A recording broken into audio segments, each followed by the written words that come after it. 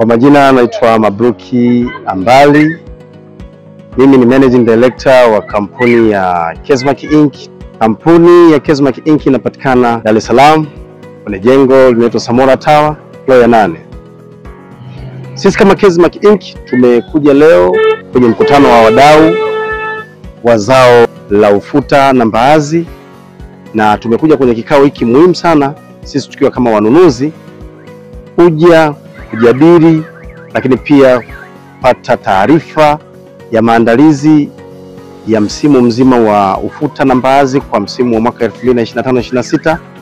Lakini pia tumekuja kwa ajili ya kupata muongozo wa mauzo, lakini pia na kujua taarifa mbalimbali kuhusiana na msimu huu mpya wa ufuta na mbaazi kwa mwaka huu wa 25-26.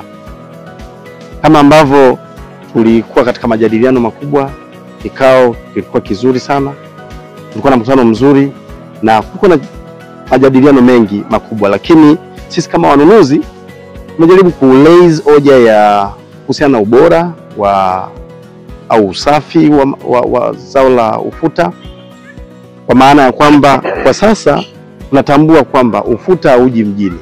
Kwa hiyo kwa sababu ya ufuta kutokuja mjini kutoka kwenye mikoa mingine ambapo inazalishwa, tunategemea na tunaamini kwamba swala la usafi wa ufuta litarudi kwenye AMCOS, litarudi kwenye warehouse.